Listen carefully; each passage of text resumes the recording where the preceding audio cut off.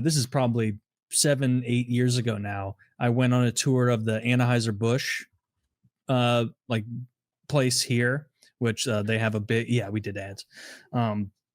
Anheuser-Busch, obviously the Bud Light company, they're out of St. Louis, and they have a big tour you can go on where it's like a little village there. And they have like the Clydesdales going around, and they have little booths. And because I had heard Kyle talk about the Coke tour, I don't know why, but I just had in my head that there were going to be a tremendous number of options at the Anheuser-Busch plant where it's like, oh, we only sell lime, or we only sell fucking passion fruit Bud Light in Thailand. And it was none of that. Everywhere you went, it's like, do you want Bud Light, Budweiser, or Bud Select? And it's like, it's kind of all the same fucking thing. Like, these aren't really different flavors. I was expecting you to blow my mind. Have you ever done like a distillery tour, like Jack Daniels or anything?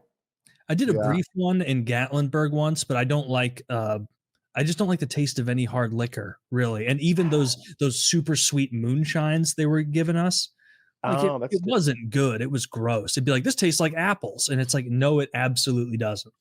Yeah, I've been to vineyards before when they do like a wine tasting, and you could buy like 8 glasses, 12 glasses, like whatever you want, different prices.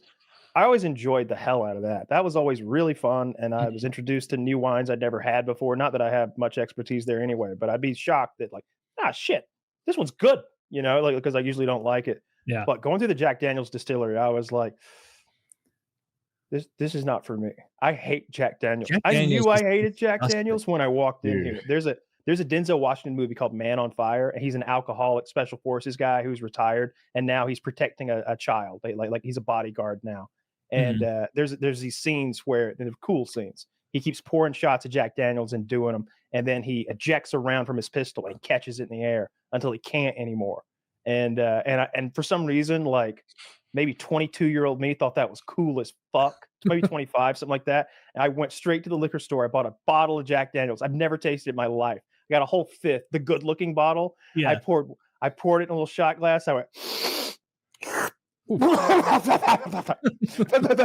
And I never drank the rest of it. I gave it to somebody. I gave it away a week later. It was so disgusting. It is so nasty. It is vile. We literally, all my friends, all through like the university, we all drank Jack Daniels, like from 20 to 25. Everything like that was Jack Daniels related on Epic Mealtime was jokes that we made amongst ourselves, calling it Jack Dagnalls, Jack Demas, Jack Demas, all the things being like, I can be blackout and fight someone.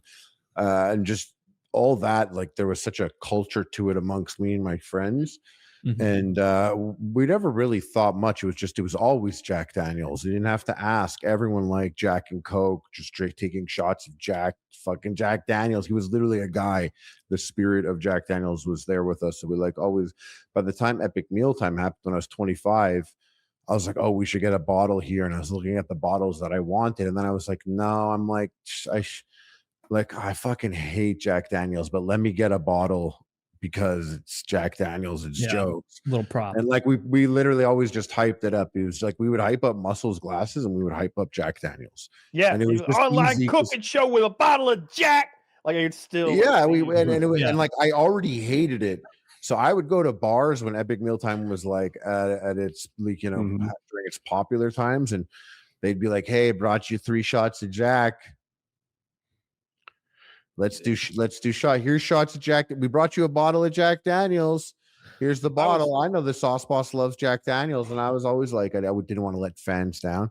So I was like, oh yeah. I was just like telling the person I'm with, I'm like, yeah, I want to keep the calories low. Maybe do like a vodka, like diet soda type thing, like and the guy brings Jack Daniels, and I'm like, okay, I'm gonna be a disaster tonight. Yeah, I was so glad. The last time I had Jack Daniels, I think was that what we took a shot of after the Epic Mealtime we did, where you like mixed in Chick-fil-A sauce with it?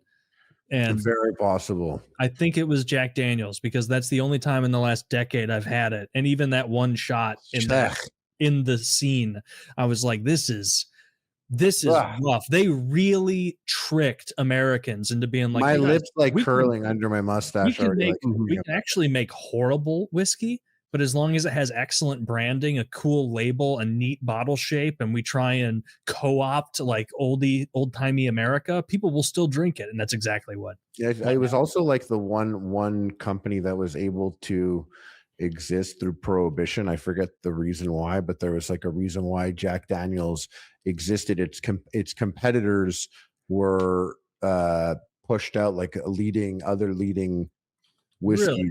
Yeah, like they just didn't last through prohibition, but Jack Daniels did, something like that. Interesting. Maybe they had like a user base to sell to. Remember, maybe I'm misremembering some bullshit I read on the internet. I don't give a fuck. It doesn't matter. This is a very hey, it's nothing to come here and just fucking lie. No, this is an incredibly low stakes conversation. there's no one to give a fuck if we're wrong. But yeah, Jack Daniels is horrible. It's I like Maker's Mark. I think that's I don't even know what that is, but I think is that whiskey? That's what, it's bourbon. My friend's rich dad likes that, and they dip the top of it in red wax, and that's cool. Yeah, I thought the bottles were cool. The wax shit was cool. And then like I was drinking a lot of Maker's Mark there for a little while with a friend, and like I developed a little bit of a taste for it. Like it was pretty good. It was similar price too. It's not like Jack Daniels isn't like cheap, you know what I mean? Oh, I thought Maker's Mark was expensive. No, I think it's still like in that realm. It's still like in that, you know. I don't know. I'm just buying mixed drinks at a bar. It's like Five Guys and Wendy's, you know what I mean, in comparison. Five Guys is way too expensive now. There was a time when it when it was fix your buns. Fix your buns. Stop mushing them. I'm okay with the mushy bun. There was a time like 10 years ago, Five Guys was expensive. Now it's unaffordable. It's like I'm just gonna go buy 5 pounds. Like nothing's affordable. What is this? I'm gonna go make my own burger. It's like, you want what for your fries? No, but we give you too many of them. It's like, fuck you. Like you do the math, and it's like, man, I could make burgers and fries for like 12 people for the price of a Five Guys burgers and fries like to go bag. Like.